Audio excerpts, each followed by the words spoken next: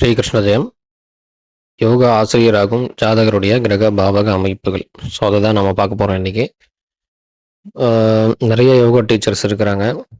சில பேர் வந்து கவர்மெண்ட் ஸ்கூல் காலேஜஸில் யோகா டீச்சராக இருப்பாங்க. சில பேர் ப்ரைவேட்டாக தன்னுடைய வீட்லேயே வந்து ஒரு ஸ்பேஷியஸான ஒரு இடம் வச்சு அங்கே நிறைய பேருக்கு வந்து டீச் பண்ணுவாங்க. இன்னும் சில பேர் வந்து வெல்விஷர்ஸ் வாலண்டியராக இருப்பாங்க, ஃப்ரீயாக வந்து சொல்லிக் கொடுப்பாங்க. சரிங்களா? ஸோ எல்லாருக்குமே அந்த யோகா பண்ணணும், அமைதியாக இருக்கணும், மெடிடேஷன் பண்ணணும், அன்பு காட்டணும் எல்லாருக்கும் அப்படின்னு ஒரு அமைதியான மனம் அவங்களுக்கு இருக்கணும், நம்ம அமைதியாக இருக்கணும் அப்படிங்கிற எண்ணம் வந்தால்தான் அவங்க யோகா லைனுக்கு போவாங்க. சரிங்களா? ஸோ அது பேசிக்கு. ஸோ யோகாசிரியர், குருமார்கள் அப்படின்னு எடுத்துக்கிட்டாவே உங்களுக்கு வந்து ஜாதகத்தில் 9ஆம் பாவம் நல்லா இருக்கணும்.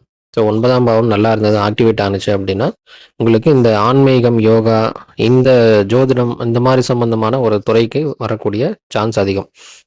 அதுக்கு அடுத்ததாக எல்லாரும் யோகா பண்ணுறாங்க, சில பேருக்கு தான் கூட்டம் வரும், சில பேருக்கு கூட்டம் வராது. அதுக்கு என்ன காரணம் அப்படின்னா அவங்களுடைய யூனிக்னஸ்.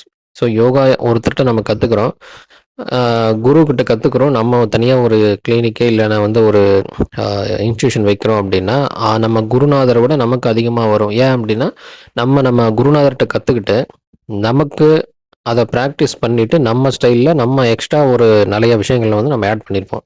ஸோ அது வந்து இந்த காலத்தில் இருக்கக்கூடிய மக்களுக்கு பிடிச்சிருந்தது அப்படின்னா நம்மக்கிட்ட நிறைய பேர் வருவாங்க. ஸோ அந்த யூனிக்னஸ் கொடுக்கக்கூடியது அப்படின்னு பார்த்தீங்கன்னா 5ஆம் பாவம். ஸோ செய்கிறது வந்து லக்னம் ஜாதகர். ஸோ அதனால் 1, 5 அந்த துறையில் சாதிக்கக்கூடிய நபராக நல்ல அச்சீவ்மெண்ட் பொருளாதார ரீதியாகவும் ஒரு நல்ல அச்சீவ்மெண்ட் பண்ணணும், நிறைய மக்களும் சம்பாதிக்கணும் அப்படின்னா 7ஆம் பாவம் நல்லா இருக்கணும். ப்ளஸ் வந்து தொழிலில் நல்ல கௌரவம் கிடைக்கணும், அவர் நல்ல யோகா சொல்லித்தரப்பா, அவர்கிட்ட போனால் கொஞ்சம் நல்ல பீஸ்ஃபுல்லாக இருக்குது மைண்டு அப்படின்னு நிறைய மக்கள் சொல்லுவாங்க.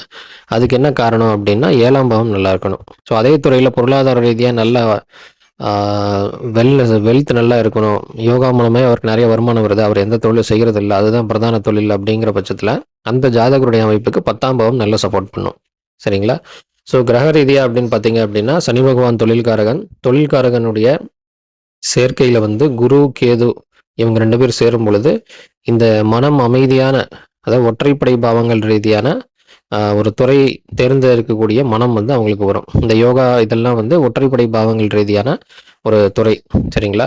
ஸோ இதுலேயே வந்து பெரிய யோகா டீச்சர், அவன் இன்ஸ்டியூஷனே பெருசு, நிறைய டிகிரிலாம் வந்து அவங்க சொல்லித்தராங்க, அவர் சிஇஓவாக இருக்கார் அப்படிங்கிற பட்சத்தில் அந்த ஜாதகருடைய அமைப்பில் ராகு வந்து தொடர்பில் இருப்பார். நல்ல தொடர்பில் ராகு வந்து சுபகிரக சேர்க்கையிலையும் சுபகிரகத்தினுடைய பார்வையிலையும் ராகு இருக்கக்கூடிய நட்சத்திரம், அதுக்கப்புறம்